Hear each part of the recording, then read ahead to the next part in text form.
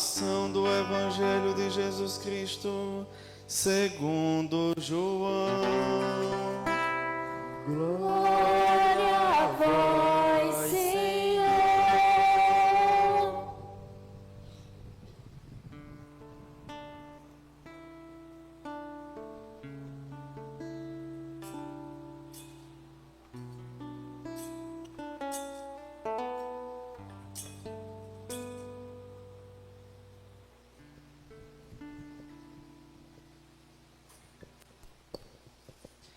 Naquele tempo, houve um casamento em Caná da Galileia e a mãe de Jesus estava presente.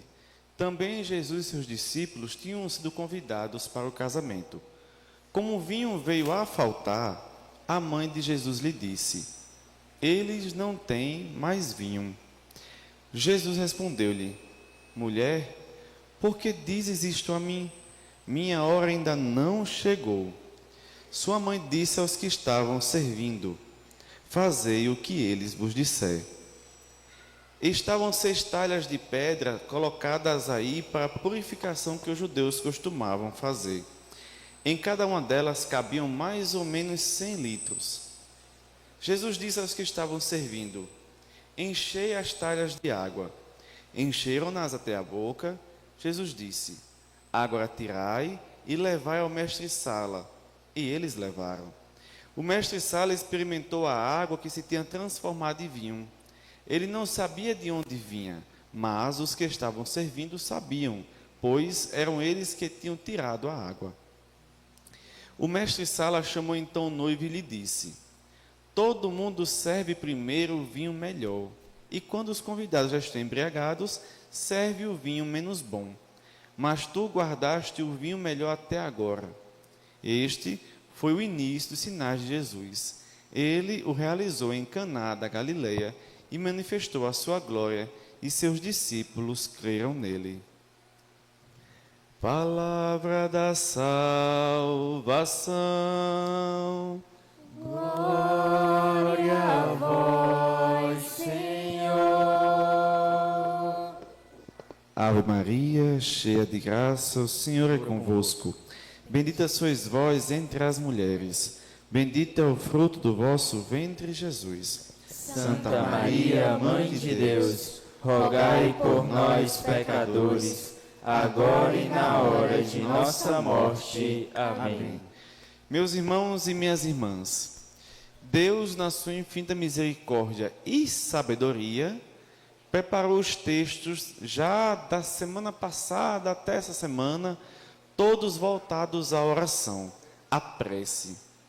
E hoje, na festa dessa solenidade enorme, que é da Virgem Mãe Aparecida, nós temos também textos voltados à oração. E veja como é bonito ver, na primeira leitura, a Esther deixando de lado qualquer tipo de orgulho que ela poderia ter, vaidade, desejo egoísta, para pensar pelo seu povo. Porque na primeira leitura, o rei, encantado pela grande beleza, pela formosidade de Esther, diz a ela: o que você me pedir, eu te dou. Se você me pedir metade do meu reino, eu dou. Eu digo a vocês, você escutando uma oferta como essa, você iria pensar em alguém? Não. A gente iria pensar logo em adquirir logo o terreno, se possível até pedir até que construa a casa para a gente, porque a gente só pensa em nós. A gente é muito egoísta. E veja, Esther tinha tudo só para pensar nela, e ela não pensou. Ela pediu em razão do seu povo, porque ela sabia que ela poderia ganhar metade do reino, mas se seu povo não está bem, ela também não estaria bem. Às vezes a gente, por desejo egoísta, deixa de comprar algo para a nossa família, não é porque eu quero, não, porque eu tenho que me valorizar, né? É como esse dia até escutei de uma senhora falando assim: não, Frei, agora é o tempo de olhar para mim. Eu disse: mas isso não quer dizer que você vai ser egoísta. Porque minha família não olhou para mim, agora eu sempre vivi para minha família, sempre fui tudo para minha família, agora é a vez de ser para mim. Mas ser para você não é se fechar num quadradinho em que só você existe. Não é. A gente, quando se volta para nós mesmos, é para nos aprimorar, nos aperfeiçoarmos para servir melhor ao outro. Não faz sentido a gente pensar só na gente, sabe? O nosso eu, o nosso egoísmo, ele é derrotado quando chega diante de Cristo. Porque imagina se Cristo pensasse só nele. Ele não queria passar pela cruz, não queria, no máximo, nem ganhar um beliscão, mas ser chicoteado pela gente. Mas se ele fosse o primeiro a pensar só nele, e ele podia fazer isso. Porque apanhar por um monte de irmão ingrato como são a gente, ele poderia ser o primeiro a pensar só nele, mas ele não pensou. E veja como Esté, ela é fabulosa. Ela olha e pede pelo seu povo.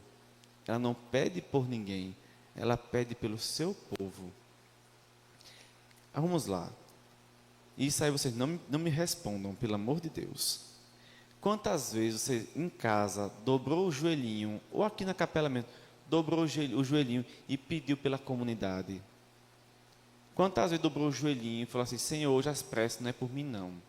Eu quero pedir pela minha capela, pela minha comunidade, pelo meu bairro, pela minha paróquia, pela minha diocese. Quantas vezes? Dificilmente a gente lembra. A gente só lembra quando está perto de reforma, que é para rezar, para ganhar dinheiro logo. Quando a gente quer fazer uma coisa, aí a gente reza. Agora, quantas vezes, sem ter nem para quê, deu aquela vontade, vou gastar meu tempo, não para rezar por mim, mas pela minha comunidade. Quantas vezes a gente dobrou o joelho no chão e lembrou que na casa do vizinho está tendo uma situação pesada e que só Deus para resolver. Quantas vezes nós dobramos o joelho para ajudar com a nossa prece que o vizinho consiga resolver? Mas antes, a gente pular a casa dele e na próxima casa e fofocar do que está acontecendo na casa do vizinho. E isso não ajuda em nada, só dá um buraco mais perto do inferno. Mas a gente nunca para um instantinho para rezar. E Esté tinha tudo para querer metade do reino só para ela, se tornar a dona da coisa toda. Mas o que ela fez? Orou e pediu pelo seu povo. Em nenhum momento ela pede por ela. Ela até diz: se o Senhor se encantou por mim, olhe pelo meu povo. Olhe pelo meu povo. Isso é um gesto de só quem tem realmente Deus no coração consegue. Só quem realmente tem um coração nem aberto, é escancarado para Deus, consegue. Vamos agora para o nosso evangelho de hoje. Esse evangelho de hoje geralmente se usa nas celebrações de casamento, porque é propício, é uma festa de casamento. Mas é bom também a gente pensar que a nossa alma, ela é casada com Cristo. Ela é unida de modo esponsal com Cristo. É até uma pergunta quando fala assim: Frei, por que vocês usam aliança? Porque eu me casei com Cristo, né? Foi a melhor coisa que eu fiz da minha vida. Então, minha alma, ela é unida esponsalmente com Cristo. E pela ordenação, esponsalmente com a igreja. Então, a gente tem que entender que estar na igreja está numa constante festa. Hoje, já celebramos a solenidade da nossa padroeira, a Virgem Mãe Aparecida. Ela que quis, através da vontade do Pai, tocar o nosso chão, do jeitinho dela. Quebradinha, depois se tornou inteira, cuidou do povo, mas depois o povo não cuidou, quebraram ela de novo, ela foi refeita mais uma vez. Quebraram, ela foi refeita mais uma vez. Porque ela mostra que ela não depende da nossa raiva, do descuido, ela quer sempre estar com a gente. E veja hoje nas bodas de Caná. Esse texto de hoje, quando a pessoa lê de modo raso, não entende quem é a pessoa de Jesus Cristo, vai achar que Jesus foi ignorante com ela. Nunca vai se ver Jesus maltratando a sua mãe, nem por palavras, nem por nada. Nossa Senhora estava na festa de casamento, né? E o povo judeu festeja mais do que a gente. Tem uma semana de festa, dias de festa, porque o casamento para eles é uma coisa fabulosa. Então, chegou um momento que o vinho está acabando. E aí a gente fala assim, meu Deus, tanta coisa para Nossa Senhora se incomodar, tanta coisa para Nossa Senhora ver, Nossa Senhora viu que o vinho está faltando. Poxa, tanta coisa para ela olhar. Mas lembre, os evangelhos é todo repleto de sinais. O que o vinho quer dizer na literatura judaica? Alegria. É a alegria. Imagina, em plena festa de casamento, a alegria do casal estava comprometida. O vinho estava acabando. Quantas vezes na nossa vida a gente percebeu que o vinho estava acabando? Sabe? Quantas vezes a gente olhou para a garrafinha da nossa vida e viu que tinha só o carocinho da uva lá no final da garrafinha. O vinho já estava já quase zerado. E a gente nem sequer para dizer, Nossa Senhora, olhe por mim, peça ao teu filho por mim. Mas vamos chegar nesses pedidos da Nossa Senhora. Nossa Senhora olha para o filho dela e diz, filho, eles estão precisando de ti. Aí vem aquela frase que toda pessoa acha que Nosso Senhor desmereceu ela. Ele fala, mulher, por que dizes isto a mim? Poderia ter falado mãe, maninha, ou minha lindona, como a gente sempre fala nossas mães. Mas não, mulher. Só uma pessoa com juízo fraco vai entender que Nosso Senhor ofendeu Nossa Senhora chamando ela de mulher. Nosso Senhor não usou o que Maria é para ofender ela. Nosso Senhor exaltou ela. Nosso Senhor tornou a palavra mulher um título de dignidade. Porque se a primeira mulher errou, Maria acertou. Então quando ele fala mulher, é para exaltar a pessoa de Maria. Porque ser chamado de mulher não é uma ofensa. As mulheres sabem muito bem do que isso, mais do que a gente. Ser chamado de mulher não é ofensa. Só que Jesus torna esse adjetivo um elogio, uma exaltação da pessoa de Maria. Ele poderia ter falado, mulher, mas não ia se encaixar na frase. Ele fala, mulher, ainda não está na minha hora. Mas ninguém nunca viu um filho desobedecer mãe. Eu acho que não. Porque Jesus não seria o primeiro. Jesus não disse que não ia fazer. Ele só disse para ela que não tinha chegado a hora dele. No mesmo instante, Maria olha para os servos e diz, fazei tudo o que ele vos disser. Sabe por quê? É muito fácil dizer, Maria, minha mãe, ou minha Virgem Mãe Aparecida, olhe pela minha família, que só vive intrigada, e está precisando disso, e disso, aí sentar no banquinho e não fazer mais nada.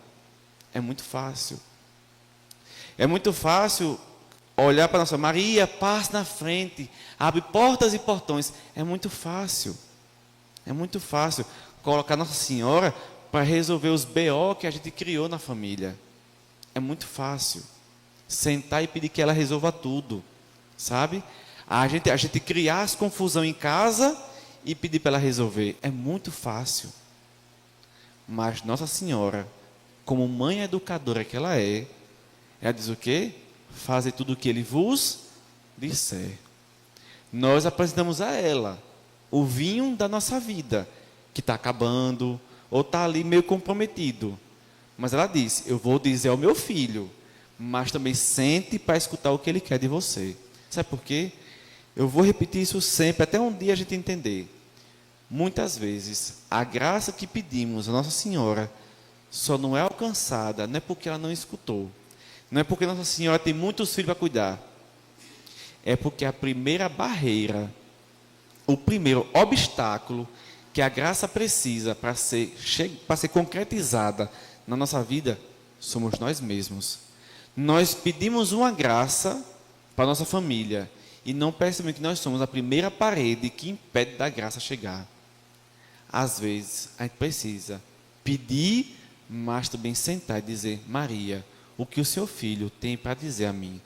Porque é muito fácil entregar a ela uma lista de tarefas, mas também sente para saber das suas obrigações. A gente tem que aprender a sentar diante do Santíssimo e dizer, Senhor, a minha família está intrigada, ou tem situação de doença, de conflitos, ou eu mesmo, eu no meu particular, estou passando isso. Eu quero alcançar do Senhor essa graça. Mas eu preciso também saber o que o Senhor quer de mim. Entende? Porque às vezes, repito mais uma vez, o empecilho da graça acontecer somos nós mesmos que estamos pedindo. Porque a gente só quer que Ele faça as coisas. e a gente não. A gente só quer que Nossa Senhora seja a secretária, faz tudo, e a gente não. Por isso cantar, Maria passa na frente, pisa na cabeça da serpente. A imagenzinha dela é como é? Uma mãozinha para trás. Por quê? Ela vai na frente, puxando a gente. Para a gente aprender também a resolver a nossa vida também. Não deixar só que ela resolva tudo, porque ela não é escrava nossa. Ela é nossa mãe. Então, aprendamos com Maria a fazer os pedidos certos a Jesus, mas também ficar esperando o que Ele quer de nós. E aí vamos agora passar para uma outra parte, né? Os serviçais são nossos amigos, né? São aqueles que vão trazer a água para se transformar em vinho. E o que seria essa água? A sua fé. É aquele amigo que senta com você e diz assim, olha, eu sei que tu está fraco na fé, ou está com problema na sua família, enfim, uma situação para que Jesus ajude a resolver. Aí é aquela pessoa que vem com aquela palavra de força, mas está lembrado que o nosso Deus é um Deus do impossível, está lembrado que temos uma mãe que intercede por nós jovens, está lembrado que tem um jovem no céu, voltado somente para a nossa intercessão, entende? É esse amigo que traz essa água, que nos renova, que apresenta para a gente aquilo que é importante na nossa caminhada, que é mirar em Deus, que é o tudo da nossa vida. Então, aprendamos também com os serviçais a levar a água para o outro. Estamos aqui na igreja, não é porque somos os melhores, estamos aqui para beber desta água e levar esta água para a nossa família e dizer, Senhor, está aqui, agora nos transforma, Senhor, em vinhos novos. E mais uma vez eu digo, aprendam a pedir à Virgem Maria, mas também a sentar e escutar o que o filho dela quer. Aprendam a pedir o que é necessário, o que é santo, o que é digno. Observem com os olhos atentos da fé aquilo que é necessário. Por que eu digo isso? Uma vez, numa confissão, uma senhora contava que o seu filho e a sua nora não comungavam mais porque não eram casados, né? Então, estavam juntos, então, por estar em situação irregular, não podiam comungar. E ela sonhava muito com o matrimônio dos dois. Achei bonito de uma mãe querer que o filho alcance o matrimônio com a sua nora. Passando 1000 vírgulas, ela chegou assim, mas Frei, eles brigam tanto, Frei. É uma esculhambação, é uma ofensa em cima da outra. Frei, é uma coisa triste, mas eu sonho com o matrimônio dele. Todo dia eu rezo a Deus pelo matrimônio. Eu disse, nunca que a sua prece vai ser atendida. Ela, por que, Frei? Porque não estava pedindo o necessário. Como é que eu vou pegar duas feras revoltadas e rezar a Deus para matrimônio? Vai dar certo? Não. Não. Ela nem sequer percebeu qual era a prece certa a ser feita. A prece certa é que haja comunhão, que haja respeito, que haja amor, que haja reconciliação. E tudo isso terá como fruto o matrimônio. Entende? Às vezes a gente reza e pede a Nossa Senhora, ao Carlos Acutis, a Nosso Senhor, uma prece que não é a necessária. Sabe? A gente reza até por automático, sabe? Sai, sem observar o que realmente é necessário. Veja, Nossa Senhora na festa de casamento tinha muitas coisas para se preocupar. No que ela foi olhar, a alegria do casal. Porque todos os convidados estavam felizes, mas o casal estava feliz? Não. Estava com alegria comprometida. Ela observou e disse, é ali que nós temos que dar uma olhada. É ali que meu filho tem que chegar perto. E aconteceu um milagre.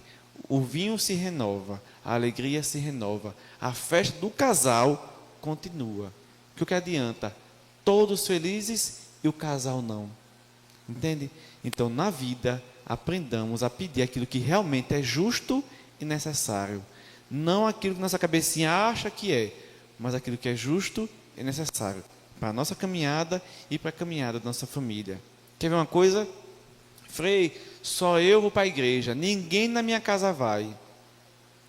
Então peça ao Senhor, Senhor, antes de pedir para que sua família venha para a igreja, Senhor, me transforma num verdadeiro apóstolo, numa verdadeira apóstola tua. Porque às vezes o motivo da nossa família não vir para a igreja é porque em casa eu sou um falso apóstolo, um falso cristão.